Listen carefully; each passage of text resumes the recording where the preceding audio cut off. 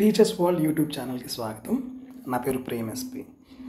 ఈరోజు క్లాస్లో మనం ప్రతి లెసన్ని తీసుకొని అందులో ఇంపార్టెంట్ టాపిక్స్ ఏంటి, ఎక్కడ క్వశ్చన్ ఫ్రేమ్ అయ్యే అవకాశం ఉంది అనే రకరకాల అంశాలు మాట్లాడుకుందాం. ఇది చాలా చాలా ఇంపార్టెంట్ మీకు. సో ప్రతి టాపిక్ బిట్ ఫ్రేమ్ అయ్యే ఏ టాపిక్ ఉన్నా ఈరోజు డిస్కస్ చేద్దాం. ఇందులో భాగంగా 9th క్లాస్ జాగ్రఫీలోని భారతదేశ పరిమాణం మరియు ఉనికి అనే చాప్టర్లో ఏది ముఖ్యమైన పాయింట్, ఎక్కడ ఏ టాపిక్లో ప్రశ్నలు వచ్చే అవకాశం ఎక్కువగా ఉంది అనేది మనం డిస్కస్ చేద్దాం. ముందుగా ఈ టాపిక్లో మనం బాగా నేర్చుకోవాల్సింది ఇక్కడ ఉంది చూడండి. భారతదేశం ఏ అక్షాంశాలు ఏ రేఖాంశాల మధ్య ఉంది. ఇది ఖచ్చితంగా ఇంపార్టెంట్, ఇది గుర్తుపెట్టుకోవాల్సింది. మల్టిపుల్ టైమ్స్ అడిగాడు. ఇది స్టాక్ జీకేకి ఇంపార్టెంట్, అలాగే సోషల్ కంటెంట్కి కూడా చాలా చాలా ఇంపార్టెంట్. కాబట్టి భారతదేశం ఏ అక్షాంశాలు ఏ రేఖాంశాల మధ్య ఉంది, ఇది చాలా చాలా ఇంపార్టెంట్. నెక్స్ట్ వచ్చేసి కర్కాటక రేఖ. మీకు కర్కాటక రేఖ తెలుసు. కర్కాటక రేఖ 23°30' ఉత్తర అక్షాంశంలో ఉంటుంది. ఇది ఏ ఏ రాష్ట్రాల గుండా పోతుంది మీ అందరికీ తెలుసు. ఏ రాష్ట్రాల గుండా పోతుంది? రాజస్థాన్ మీద పోతుంది, ఛత్తీస్గఢ్ మీద పోతుంది, గుజరాత్ మీద నుంచి పోతుంది, అలాగే జార్ఖండ్, త్రిపుర, పశ్చిమ బెంగాల్, అర్థమైంది. ఇలా రకరకాల స్టేట్ల మీద పోతుంది. కాబట్టి ఏ రాష్ట్రాల గుండా పోతుంది, ఏ రాష్ట్రం గుండా పోవట్లేదు అనే అంశం ఖచ్చితంగా ఇంపార్టెంట్. కర్కాటక రేఖ ఏ రాష్ట్రాల మీద కర్కాటక రేఖ వెళ్తుంది అనేది చాలా చాలా ఇంపార్టెంట్, మనం నేర్చుకోవాల్సిన అంశం కూడా. అలాగే ఇందులోనే భారతదేశం యొక్క మొత్తం ఇది స్టాక్ జీకేకి ఏంటి ఇంపార్టెంట్ అంటే ఇందిరా పాయింట్.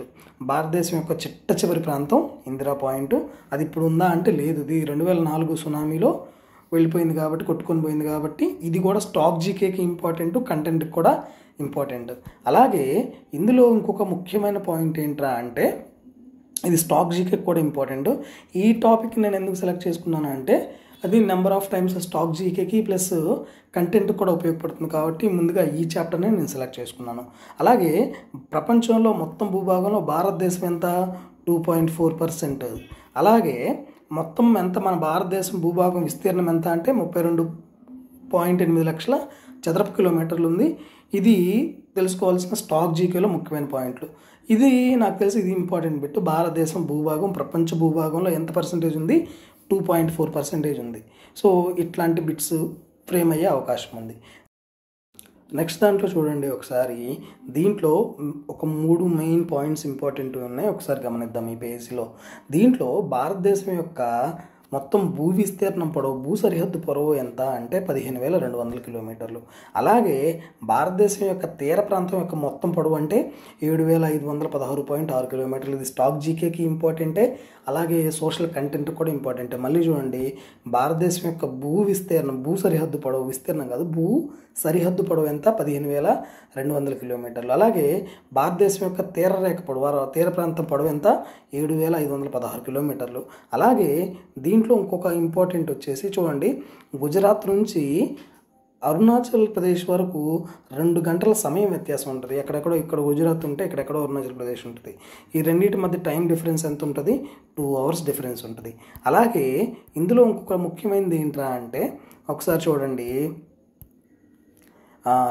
భారతదేశం యొక్క ప్రామాణిక రేఖాంశం, ఇది టైంను డిసైడ్ చేసేది. భారతదేశ ప్రామాణిక రేఖాంశం అది సమయం మొత్తం భారతదేశ ప్రామాణిక సమయంగా తీసుకున్నారు. అది ఎక్కడ అంట? 82°30' తూర్పు రేఖాంశాన్ని. చూడండి, అది తూర్పు రేఖాంశమా, పశ్చిమ రేఖాంశమా, అక్షాంశమా అనేది అడుగుతాడు ఖచ్చితంగా. ఏంటది? 82°30' తూర్పు రేఖాంశం. ఏంటది? తూర్పు రేఖాంశాన్ని మన భారతదేశ ప్రామాణిక కాలంగా తీసుకుంటాము. అది ఏ దేశము లేకపోతే ఏ ఊరు నుంచి వెళ్తుందంటే మీర్జాపూర్ నుంచి వెళ్తుంది. ఇది పోయినసారి అడిగిన ఒక ప్రశ్న. అలాగే ఇంకా నెక్స్ట్ దాంట్లో చూస్తే మీరు మన భారతదేశం ఇక్కడ ఎక్కడ ఇది మెన్షన్ చేయలేదు, కానీ ఈ లెసన్లో మ్యాప్లో ఇచ్చాడు. అందుకనే మ్యాప్ రీడింగ్ కూడా చాలా చాలా ఇంపార్టెంట్ అని చెప్పేది నేను అందుకే. చూడండి, ఉత్తరం నుంచి దక్షిణం వరకు భారతదేశం యొక్క మొత్తం పొడవు ఎంత అంటే చూడండి, ఇక్కడ 32 చూడండి 32,3,214 కిలోమీటర్లు. 32,14 కిలోమీటర్లు. ఎక్కడి నుంచి ఎక్కడి వరకు? పైన ఉత్తరం నుంచి దక్షిణం వరకు ఎన్ని కిలోమీటర్లు? 32,14 కిలోమీటర్లు ఉంటుంది. అలాగే ఇక్కడ ఉత్తరం నుంచి దక్షిణం వరకు ఎన్ని కిలోమీటర్లు ఉంటుంది? 29,33. ఇది గుర్తుపెట్టుకోవాలండి మీరు. 32,14 32 14 కిలోమీటర్లు ఎక్కడి నుంచి అది నార్త్ నుంచి సౌత్ ఉంటుంది. అలాగే 29 33 సౌత్ నుంచి వెస్ట్ ఈస్ట్ నుంచి వెస్ట్ వరకు ఎంత డిస్టెన్స్ ఉంటుందంటే 29 33, నార్త్ నుంచి సౌత్ ఎంత ఉంటుందంటే 32 14. ఈ రెండు కూడా చాలా చాలా ఇంపార్టెంట్. ఇది ప్రీవియస్ ఎగ్జామ్స్లో కూడా అడిగింది, ఒకసారి మళ్ళీ చూడండి. అలాగే మనం ఇక్కడ బాగా నేర్చుకోవాల్సింది ఏంటంటే భారతదేశం యొక్క సరిహద్దులు చూడండి. ఇక్కడ పాకిస్తాను, చైనా, నేపాల్, భూటాన్, బంగ్లాదేశ్ చూడండి, ఇవన్నీ ఉన్నాయి కదా. ఇక్కడ వాడు ఏం అడుగుతాడంటే ఆ నేపాల్తో సరిహద్దు పంచుకొని రాష్ట్రం ఏంటి, పాకిస్తాన్తో సరిహద్దు పంచుకొని రాష్ట్రం ఏంటి, అర్థమైందా? చైనాతో సరిహద్దు పంచుకునే రాష్ట్రాలు ఏంటి, పంచుకొని రాష్ట్రం ఏంటి, బంగ్లాదేశ్తో సరిహద్దు పంచుకొని రాష్ట్రం ఏంటి, ఇట్లా పంచుకునేవి అడుగుతాడు, పంచుకోనివి అడుగుతాడు. కాబట్టి ఖచ్చితంగా మన చుట్టూ మనకి ఏ రాష్ట్రాల చుట్టూ ఏమేమి ఉన్నాయి ఏంటనేది ఖచ్చితంగా బిట్ అడుగుతాడు. ఎందుకంటే ఇది టెక్స్ట్ బుక్లో డెఫినెట్గా ఏం మెన్షన్ చేయలేదు క్లియర్గా, కానీ ప్రశ్నలు అడగటం మాత్రం ఉంది. కాబట్టి చూడండి, సరిహద్దులు చూడండి. పైగా ఇంకొక దీంట్లో ముఖ్యమైన బిట్ ఏంటంటే ఎక్కడి నుంచి ప్రశ్న వస్తుందంటే ఒకసారి ఇక్కడ చూడండి, అండమాన్ నికోబార్ ఐలాండ్స్ ఇది ఏ సముద్రంలో ఉన్నాయి, పైగా లక్షద్వీపులు ఏ సముద్రంలో ఉన్నాయి. లక్షద్వీపులకి చూడండి ఇక్కడ ఇది ఇక్కడ కేరళ ఉంటుంది కదా. సో ఈ కేరళ నుంచే ఈ లక్షద్వీపులు కవరత్తి ఐలాండ్కి ట్రాన్స్పోర్ట్ ఎక్కువగా జరుగుతుంది. అందుకనే మొన్న పోయినసారి అడిగిన బిట్ ఏంటంటే కేరళకి దగ్గరలో ఉండే అతిపెద్ద దీవి ఏంటని అడిగాడు. సో ఇది లక్షద్వీపులు. సో దీని రాజధాని కవరత్తి. పోయినసారి అడిగాడు కవరత్తి ఏ దీవుల్లో ఉన్న ప్రదేశం అని అడిగాడు, లేకపోతే దేనికి రాజధాని అని కూడా అడిగాడు. కాబట్టి చూడండి, ఇది ఏ సముద్రంలో ఉన్నాయి, అండమాన్ నికోబార్ దీవులు లేకపోతే లక్షద్వీపులు ఏ సముద్రంలో ఉన్నాయని అడుగుతున్నాడు. ఖచ్చితంగా ఇది ఒకసారి గమనించండి. అలాగే ఇక్కడ ఛానల్స్ ఉంటాయి, పాక్ జలసంధ్ అని, అలాగే సరిహద్దు రేఖలు ఉంటాయి, రాడ్ క్లిఫ్ అని, లేకపోతే మెక్మోహన్ రేఖ అని.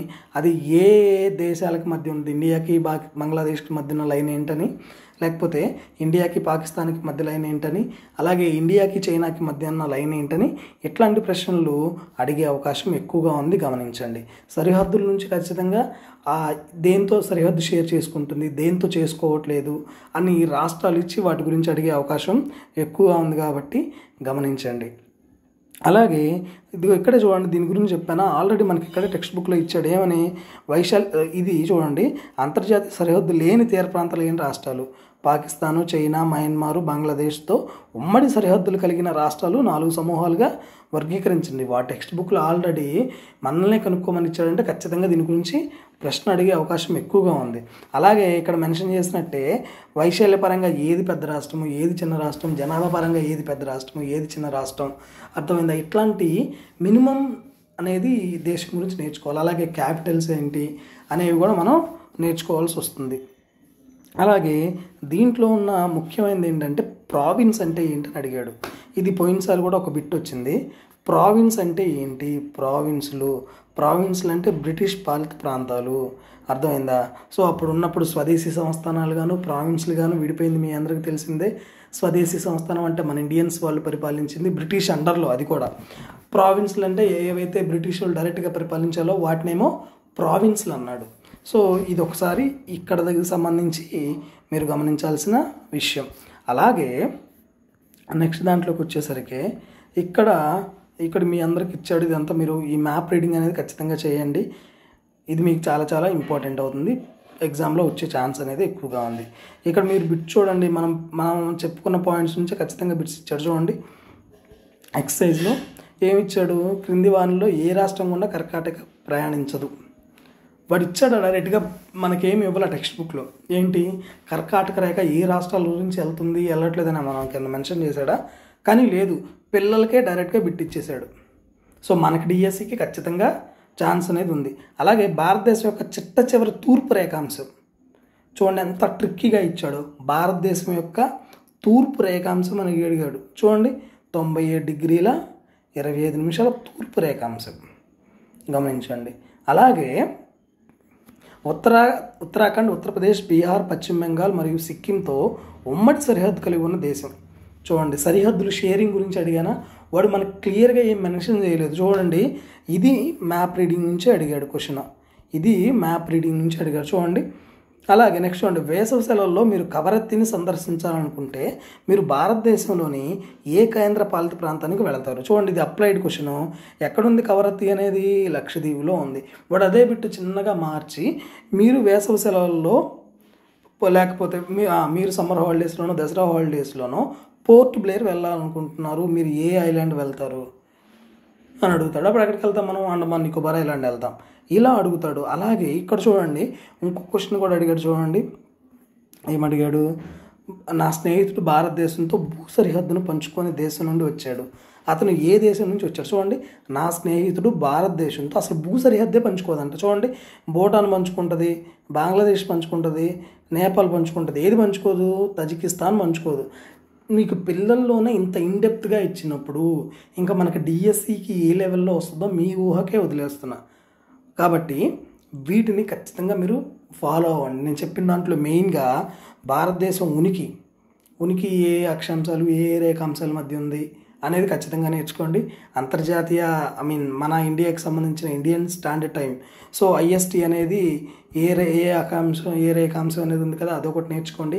అలాగే మన భారతదేశం యొక్క సరిహద్దుల గురించి, దీవుల గురించి, వాటి యొక్క రాజధానుల గురించి నేర్చుకోండి. కర్కాటక రేఖ ఏ రాష్ట్రాల మీద వెళ్తుంది అనేది నేర్చుకోండి. ఏ దీవులు ఏ సముద్రాలు ఉన్నాయి, వాటి రాజధానులు ఏంటి, వాటి స్పెషాలిటీ ఏంటి అనేది బాగా నేర్చుకోండి. లక్షద్వీపుల నుంచి ఎక్కువగా నేర్చుకోండి ఒకసారి. ఎందుకంటే లక్షద్వీపులు ఈ మధ్య బాగా ఫేమస్ అవుతుంది కాబట్టి లక్షద్వీపుల గురించి బాగా నేర్చుకోండి. పైగా ఇంకా దీంట్లో మనం ఏం నేర్చుకోవాలి అంటే, అదే చెప్పాను కదా సరిహద్దుల గురించి. పైగా ఇండియన్ జోగ్రఫీ అనేది ఈ లెసన్ అనేది ఒక్క కంటెంట్కి మాత్రమే కాదు, అది స్టాక్ జీకే కూడా చాలా చాలా ఇంపార్టెంట్ అవుతుంది. కాబట్టి ఈ పాయింట్స్ అన్నీ కనుక మీరు నేర్చుకోగలిగితే ఖచ్చితంగా మీరు దీంట్లో నుంచి ఏదన్నా క్వశ్చన్ వస్తే మిస్ చేసే అవకాశం అనేది ఎక్కువగా ఉండదు. నా అనాలిసిస్ ప్రకారం అయితే భారతదేశం ఉనికి పరిమాణం నుంచి ఖచ్చితంగా ఒక ప్రశ్న వచ్చే అవకాశం ఎక్కువగా ఉంది. అది ఎక్కడి నుంచైనా రావచ్చు. ఈ లెసన్ నుంచి ఖచ్చితంగా ఒక లెసన్ అయితే వచ్చే అవకాశం ఉంది. నెంబర్స్ అనేది స్టాక్ జీకేకి వదిలేసేయండి, ఎందుకంటే ఇది కంటెంట్లోనూ రావచ్చు, లేకపోతే స్టాక్ జీకేలోనూ రావచ్చు. కాబట్టి ఈ సరిహద్దు పంచుకునేవి ఖచ్చితంగా నేర్చుకోండి. ఖచ్చితంగా ఇది మీకు యూజ్ అవుతుంది. ఖచ్చితంగా ఒక మార్క్ అనేది మీకు వస్తుంది. Thank you for watching. So ఇలాంటి మంచి మంచి వీడియోలు రావాలంటే ఖచ్చితంగా టీచర్స్ వాళ్ళ ఛానల్ని సబ్స్క్రైబ్ చేసుకోండి. Have a nice day. Thank you.